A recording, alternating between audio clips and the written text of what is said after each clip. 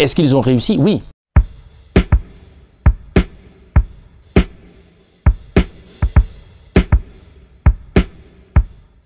Alors la CECA, donc la Communauté européenne du charbon et de l'acier, c'est souvent considéré, à juste titre me semble-t-il, comme la première grande étape dans le processus d'unification européenne. Un objectif principal qui est de mettre en commun des ressources fondamentales de ces années, donc le charbon et l'acier. Et donc la CECA, c'est vraiment une étape extrêmement importante parce que pour la première fois, on passe des projets aux actes, on passe des discours à des réalisations concrètes. Et pour la première fois aussi, ces pays acceptent de déléguer à une nouvelle structure une partie de leur souveraineté nationale. Et la CECA, c'est véritablement le point de départ de ce qui va se faire par après et de ce qui existe encore aujourd'hui sous le nom de Union européenne. Sans CECA, nous n'aurions pas l'Union européenne telle qu'on la connaît aujourd'hui.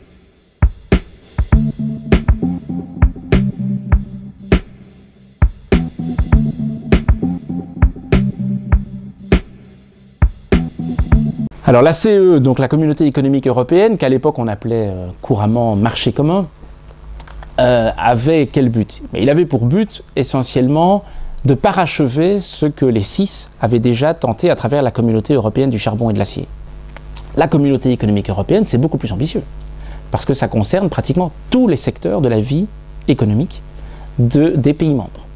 Donc l'idée, c'est de constituer un véritable marché commun au sein duquel les produits, les marchandises, mais aussi les personnes, les services et les capitaux pourront transiter, pourront voyager le plus librement possible. Il faut être un régime démocratique. Si vous n'êtes pas un régime démocratique, vous avez beau être un pays européen, vous n'avez aucune chance de devenir membre de la communauté autrefois, de l'Union européenne aujourd'hui. Je suis européen par vocation, mais je le suis aussi presque par devoir, presque par trajet vital. On a été le pays qui a le plus bénéficié de tous les pays qui sont entrés à l'Union européenne depuis la construction jusqu'à nos jours. On a été le pays qui a le plus bénéficié. Et il y a des raisons à cela. D'abord, c'était une période de prospérité en Europe, donc il y avait des ressources qui étaient disponibles. Deuxièmement, il y avait une certaine mauvaise conscience de la part de nos frères européens, de nos sœurs européennes. Et si l'Espagne se retrouve quand même assez arriérée, c'est bien parce qu'on l'a laissé dans le trou et qu'on n'a pas beaucoup fait pour aider son peuple à s'en sortir. Troisièmement, on a eu une chance énorme, c'est que le gouvernement socialiste que présidait mon ami Felipe González d'abord a réussi au bout de 4 ans à faire que l'Espagne soit acceptée comme plein membre de cette construction. À l'Espagne nouvelle, que nous avons eu la chance aussi de pouvoir construire à la tête de ceux qui allaient construire cette nouvelle Espagne, qui, entre autres, avait pour but, dès le départ, de s'intégrer dans la construction européenne. Nous n'avions pas été, dès le début, comme les Français ou les Belges ou même les Allemands. Ce n'était pas de notre faute et nous avions toujours identifié notre espoir d'une vie meilleure, d'une vie de liberté, de prospérité. Nous l'avions identifié avec notre appartenance à la construction européenne. J'ai eu quand même la chance immense de pouvoir être de ceux qui avons contribué non seulement à restaurer la démocratie et la dignité dans mon pays, mais de faire que mon pays accède, s'intègre dans ce qu'étaient à ce moment-là les communautés européennes.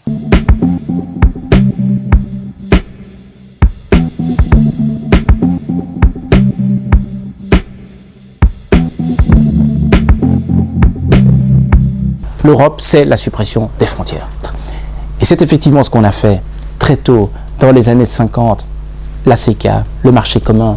Ensuite, dans des domaines économiquement ciblés.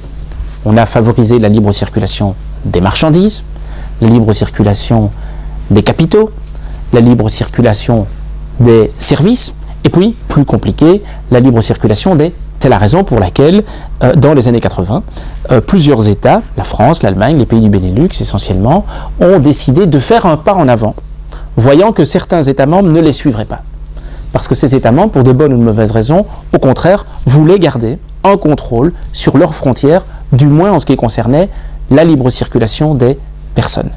Les questions d'immigration, les questions de passeport, les questions de contrôle aux frontières et donc de sécurité. Donc certains États étaient prêts à aller plus loin, plus vite que d'autres. C'est la raison pour laquelle, je le répète, la France, l'Allemagne et les pays du Benelux ont mis en place le système de Schengen. Les critères de Copenhague sont toute une série de critères qui ont été définis par les États membres pour rendre possible l'adhésion plutôt d'un nouvel État membre et donc l'élargissement de la communauté. Parce que vous devinez bien que pour devenir membre de la communauté européenne, aujourd'hui de l'Union européenne, il ne suffit pas de se porter candidat. Il faut répondre, bien sûr, il faut être candidat.